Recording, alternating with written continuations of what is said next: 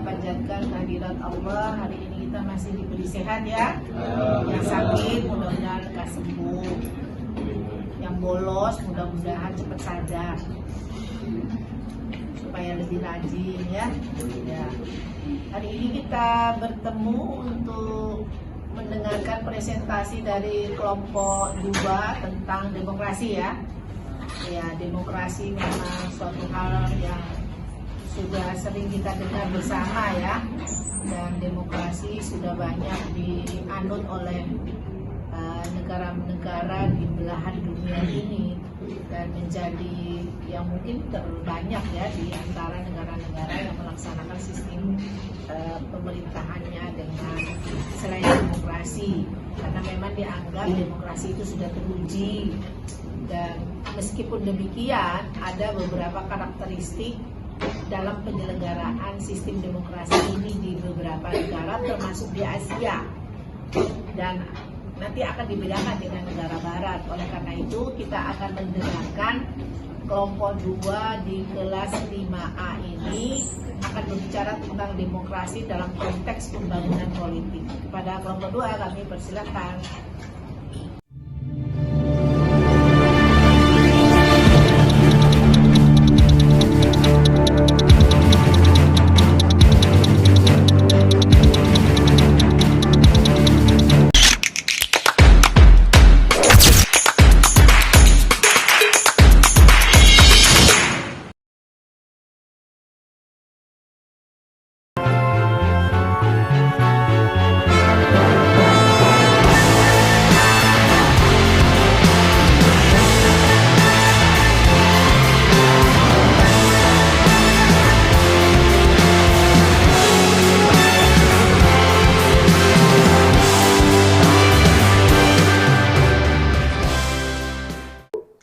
Halo teman-teman, balik lagi di podcast kelompok 2.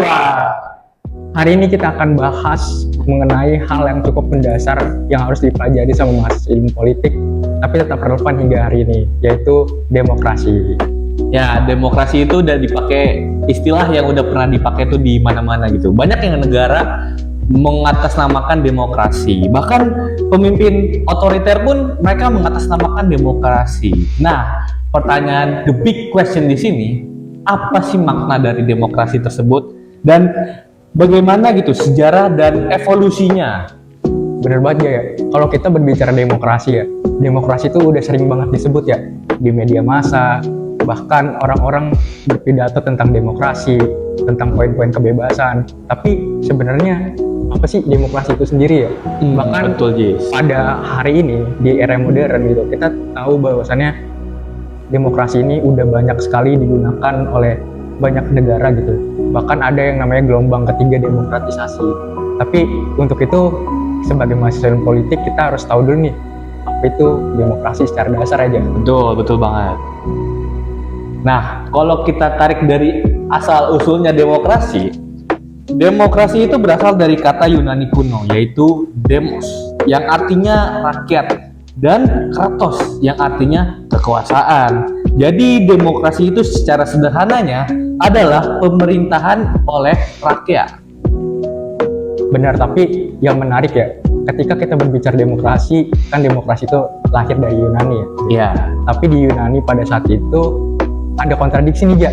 Apa tuh dalam penerapan demokrasinya?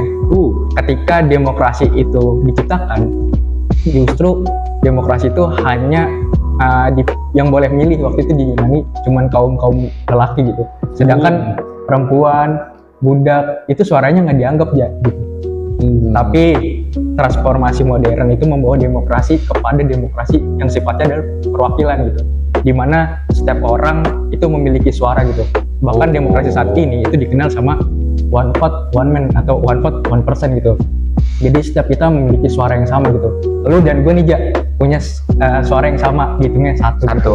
Bahkan gue sama Profesor Burhanuddin Muhtadi yang mungkin yang bahkan lebih pintar dari lu. Iya, pendidikannya lebih mantep lah. Ya, beliau profesor gitu, guru besar. Pendidikannya udah cukup banyak gitu dibandingkan gue sebagai seorang mahasiswa. Suara kita sama, Ja, satu-satu gitu. Bahkan ini yang menjadi diskursus unik dari demokrasi itu sendiri. Jadi setiap kita punya nilai satu dalam pemilihan gitu ya. Jadi benar sih yang Anda bilang, Jis. Dalam demokrasi ini semua rakyat di negaranya memiliki satu suara. Nah, tapi yang menarik dari hal tersebutlah model pemerintahan di mana rakyat punya peran langsung mereka dan berpartisipasi dalam perpolitikan negaranya tersebut, dan di manalah itu lahir demokrasi.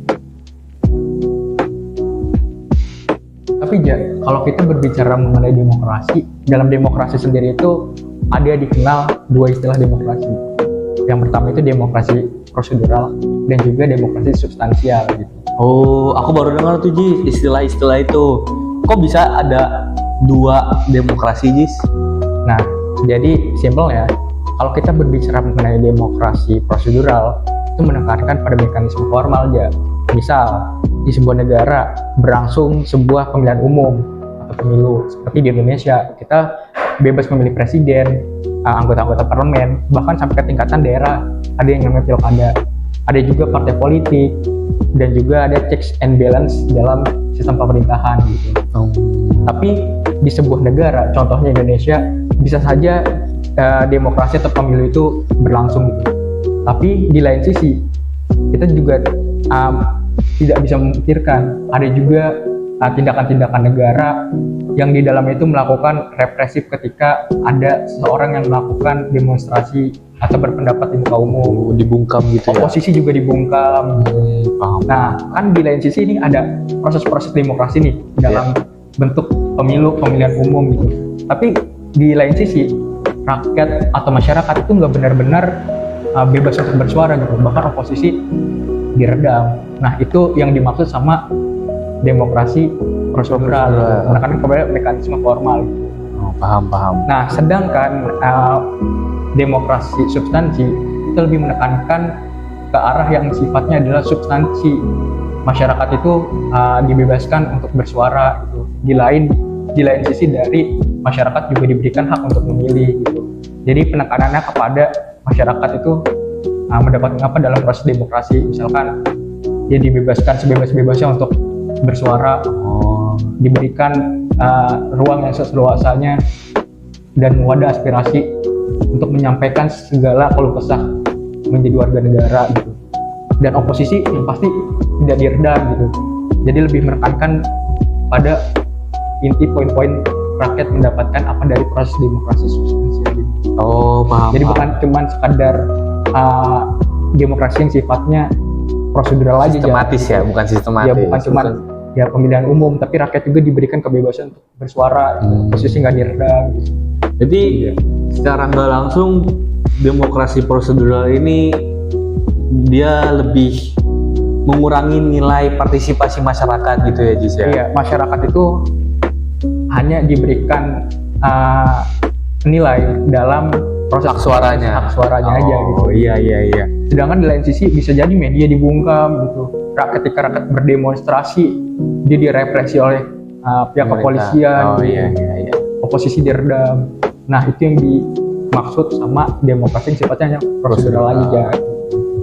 Sedangkan di sisi lainnya yaitu demokrasi substantif, dia lebih mengagungkan nilai partisipasi masyarakat, di mana masyarakat itu dapat menyuarakan suara mereka sekencang-kencang mungkin gitu. Betul, ya. Jadi nggak ada yang namanya tembok dalam masyarakat bersuara gitu. Oh, paham. Luar biasa. Kita bisa ngelihat satu koin yang sama dan dua sisi yang berbeda. Najis, tadi kan kita udah bahas tuh soal demokrasi substantif dan prosedural, dan dua hal ini tuh punya perbedaan yang lumayan signifikan lah ya. Nah, aku mau nanya dong ke Ajisnya sendiri, apa sih aspek-aspek penting dalam demokrasi gitu, Jis? Nah, gue izin menjawab ya. Itu gue ambil dari pendapatnya Robert Dahl dalam Poliarki. Yang pertama itu sebuah negara memiliki partisipasi politik yang luas, dalam artian rakyat tidak hanya diberikan hak memilih, tapi diberikan juga pendidikan politik, dijamin pendidikannya secara merata dan luas. Yang menurut Robert Dahl itu Yang kedua adalah kompetensi di antara elit dan juga partai politik. Jadi antara elit dan partai politik itu dibebaskan untuk berkompetisi dalam ranah-ranah pemilihan umum gitu. Misal di Indonesia kita kan mengadut namanya sistem multi partai ya, banyak partai di sini. Nah, jadi setiap partai itu bebas untuk mengusungkan kandidat-kandidatnya sesuai dengan atau kalau jumlah parliamentary threshold-nya itu udah mencukupi gitu. Dan yang ketiga adalah mekanisme akuntabilitas melalui pemilu, hukum, dan kebebasan sipil gitu. Jadi rakyat itu diberikan akuntabilitas atau transparansi dalam proses-proses pemilu, dalam perhitungan gitu. Rakyat juga diberikan penegakan hukum yang sama dan setara gitu di antara satu orang dan satu orang lainnya gitu. Dan juga kebebasan sipil nih, ini penting banget. Di dalam sebuah negara demokrasi itu sipil nggak boleh diredam, sipil nggak boleh yang namanya dibungkam gitu. Tapi kita harus menghargai suara sipil gitu, karena di dalam proses-proses demokrasi suara-suara itulah yang menentukan nasib sebuah bangsa dan negara. Jadi negara itu seharusnya bukan membungkam, tapi memberikan ruang dan memberikan titik temu agar aspirasi atau pendapat atau suara yang dikemukakan oleh masyarakat atau warga sipil ini menjadi poin-poin yang dapat membangun sebuah bangsa menjadi lebih baik. Oh, bisa kita lihat ya, begitu banyak aspek-aspek penting yang membangun demokrasi di suatu negara ya, Jis ya. Dimana suara masyarakat lah yang paling penting dalam demokrasi gitu ya, Jis ya. Iya, jadi pemerintah di sini meskipun punya wewenang, itu wewenangnya jangan buat malah justru membungkam masyarakat sipil aja. Gitu. Oh, dengar itu kalian para pemerintah. Jadi kalau bisa kasih ruang lah masyarakat sipil untuk bersuara gitu. Lewat apapun, musrembang, misalkan dalam tingkat desa gitu. Jadi masyarakat itu dilibatkan dalam pembuatan kebijakan-kebijakan gitu. Ya, jadi sifat kebijakannya jangan top down gitu. Iya. Tapi ikutilah masyarakat, rakyat, dengar suara aspirasinya, dengar suara pendapat-pendapatnya. Mementingkan rakyat, bukan mengesampingkan rakyat. Nah, itu poin penting dari demokrasi ya.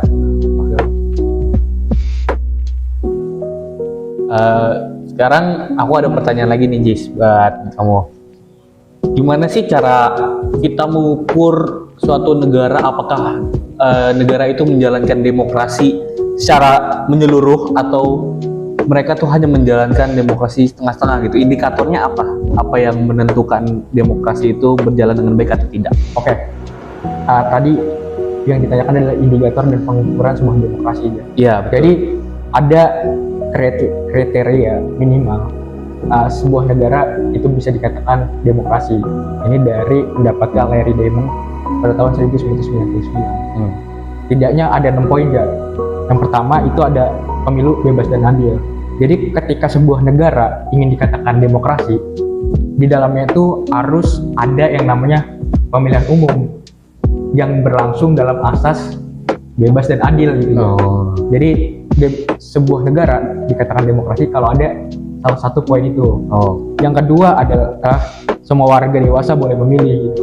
Contohnya Indonesia, ketika warga negara tersebut sudah berumur 17 tahun, dia diberikan hak untuk memilih calon pemimpin-pemimpinnya gitu. Baik calon di eksekutif maupun di legislatif, bahkan di tingkat daerah sekalipun gitu. Dan yang ketiga ada persaingan politiknya nyata. Jadi ada nih pemilu aja, tapi harus ada persaingan yang nyata. Jangan persaingan yang udah manipulatif atau dibuat-buat sebelumnya gitu. Paham. Jadi ada di situ kontestasi yang nyata gitu. Ada kompetisi partai A versus partai B. Iya. Kandidat A lawan kandidat B gitu. Bukan cuma sekedar pemilu yang berlangsung, tapi sesungguhnya pemilu itu udah diatur di monopoli yang menang itu siapa. Tapi ya benar-benar pemilu itu langsung dipilih oleh rakyat itu sendiri. Kemudian yang keempat itu ada hak-hak sipil. Jadi sipil itu diperbolehkan untuk berbicara, untuk berkumpul, dan untuk berpendapat gitu. Salah satunya ya demonstrasi dibebaskan gitu. Jadi nggak ada pembungkaman di situ. Kemudian ada hukum. Jadi hukumnya itu nggak boleh uh, tumpul ke bawah, tumpul ke atas, Lancip ke bawah. lancip ke bawah. Ya. Jadi setiap kita itu punya kesetaraan hukum yang sama aja. Ya. Dan yang keenam adalah ada lembaga peradilan yang independen gitu. Jadi di sebuah negara yang ingin dikatakan demokratis, harus ada lembaga peradilan yang sifatnya independen. Jadi dia nggak bisa diintervensi atau dimonopoli atau didominasi sama pihak-pihak penguasa gitu. Oh iya. Jadi dia sifatnya independen ya, nggak boleh diintervensi meskipun misalkan lembaga eksekutif punya wewenang, tapi lembaga eksekutif itu nggak boleh mengintervensi. Gitu. Oh, jadi antar Jadi lembaga. independen gitu ya. Jadi itu yang menjadi poin minimal ketika sebuah negara itu dikatakan negara itu demokrasi ya. Waduh, banyak banget ya Jis ya, jujur banyak banget indikator-indikator yang menentukan apakah negara itu menjalankan demokrasi yang baik atau tidak gitu ya. Banyak juga ya. Nah, tadi kita sudah membahas mengenai hal-hal dasar dalam demokrasi. Selanjutnya akan dijelaskan demokrasi lebih lanjut, mengapa demokrasi banyak diminati oleh banyak negara, dan juga perbedaan demokrasi antara negara-negara barat dan juga negara-negara di Asia yang akan dijelaskan lebih lanjut oleh teman kami. Cekidot.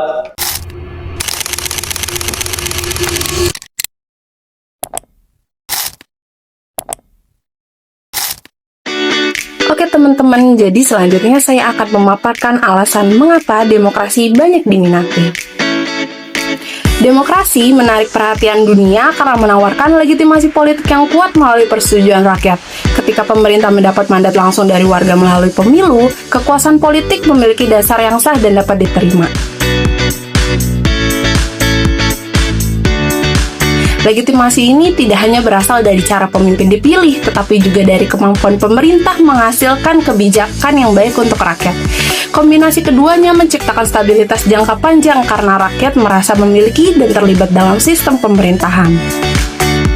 Secara intrinsik, demokrasi menghormati martabat manusia dengan mengakui setiap warga sebagai individu yang berhak menentukan nasib politiknya sendiri. Sistem ini melindungi hak-hak dasar seperti kebebasan berbicara, berkumpul, dan beragama sekaligus menjamin kesetaraan di hadapan hukum. Prinsip satu orang satu suara mewujudkan keadilan politik di mana setiap warga memiliki hak yang sama untuk berpartisipasi dalam proses pengambilan keputusan. Dari segi manfaat praktis, demokrasi terbukti mendorong kemakmuran ekonomi. Negara-negara demokratis umumnya lebih stabil secara ekonomi karena kebijakannya dibuat melalui diskusi yang terbuka dan akuntabilitas publik. Dalam bidang sosial politik, demokrasi memfasilitasi penyelesaian konflik secara damai melalui dialog dan kompromi, sehingga mengurangi resiko kekerasan politik. Di panggung internasional, negara demokrasi itu cenderung lebih dipercaya sebagai mitra karena transparansi dan predictabilitas kebijakannya. Proses demokratisasi didorong oleh faktor internal dan eksternal. Faktor internal yaitu modernisasi dan urbanisasi yang menciptakan masyarakat yang lebih kompleks dan menuntut partisipasi politik yang lebih luas. Pertumbuhan kelas menengah menghasilkan kelompok-kelompok masyarakat yang memiliki waktu, sumber daya, dan kepentingan untuk terlibat dalam politik.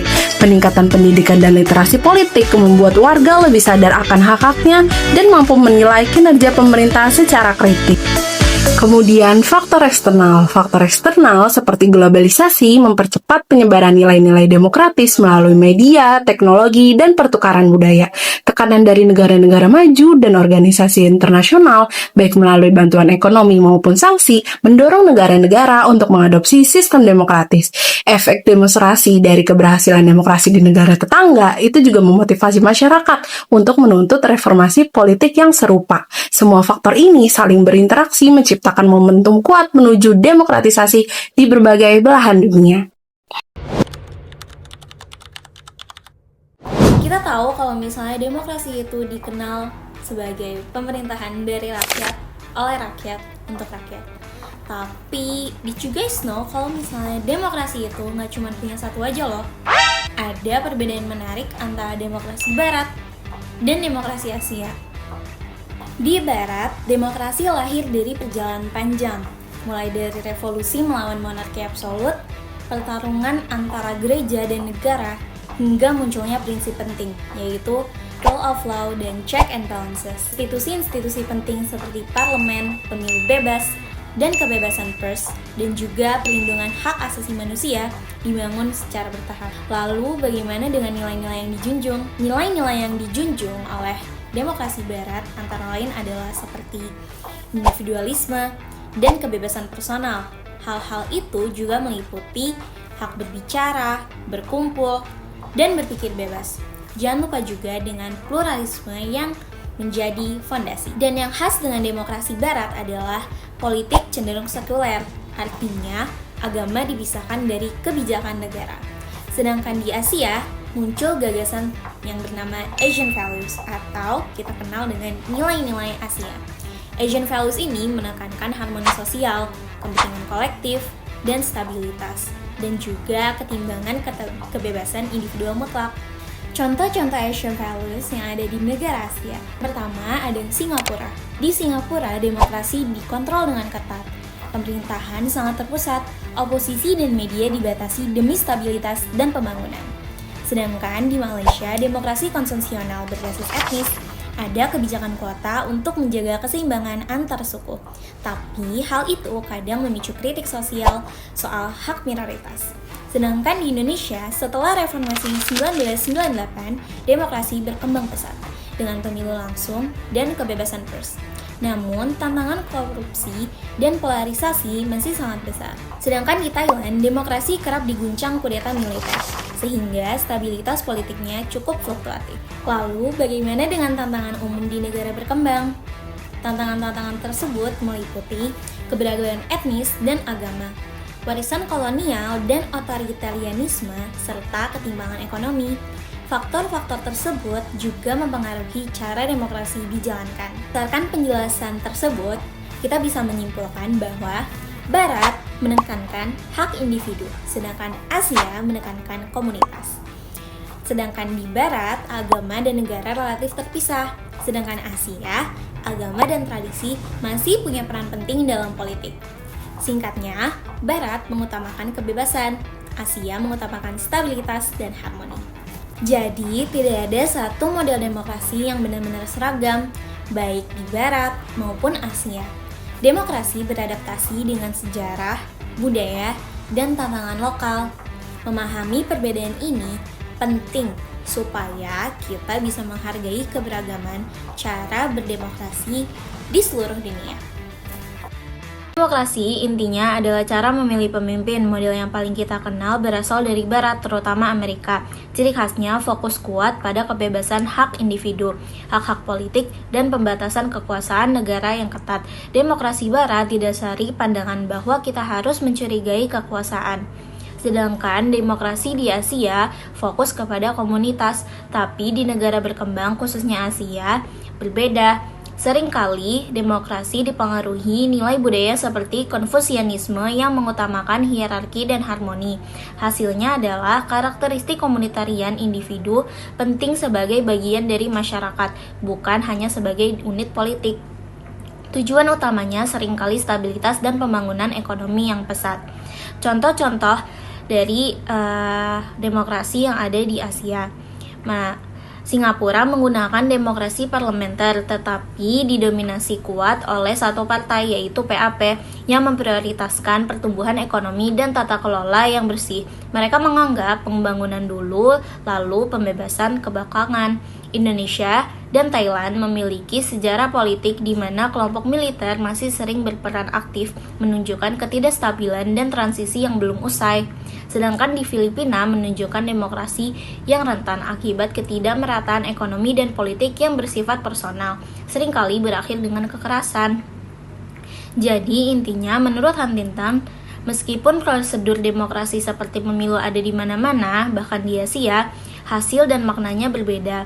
Barat menekankan kebebasan individu dan institusi, sementara banyak negara di Asia mencari cara untuk menggabungkan prosedur demokrasi dengan penekanan pada otoritas pembangunan ekonomi dan stabilitas sosial. Inilah yang membuat demokrasi di negara berkembang, terutama Asia, jadi unik dan penuh tantangan. Wah, balik lagi sama kita sama Aziz dan Jaza. Nah, tadi kan udah dijelasin ya sama teman kita yaitu Dewi dan Zama nih Jis ya. Nah, sekarang balik lagi nih sama kita.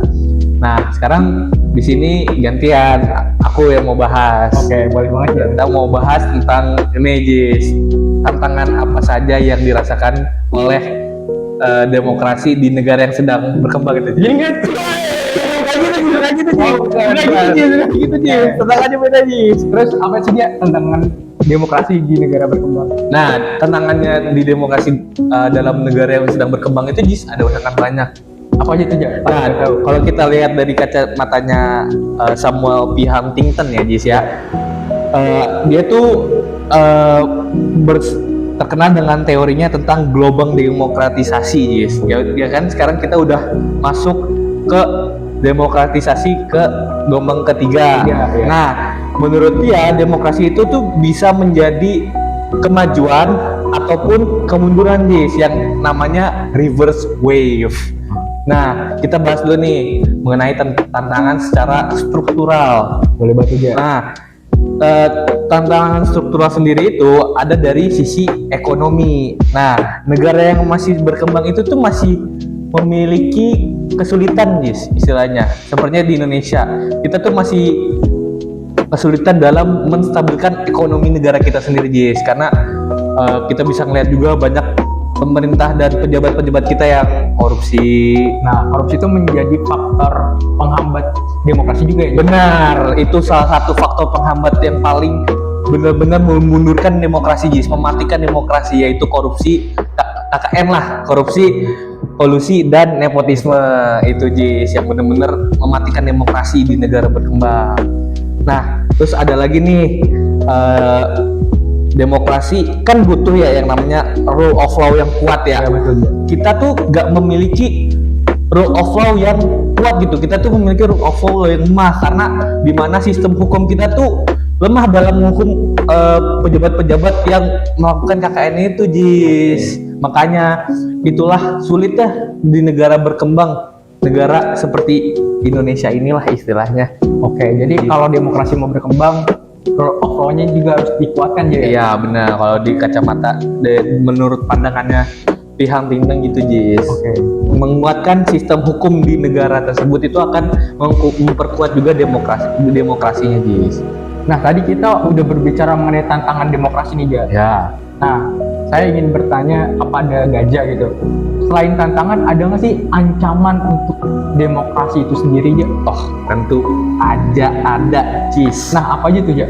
Nah, ancamannya itu ancaman terhadap konsolidasi demokrasi lah.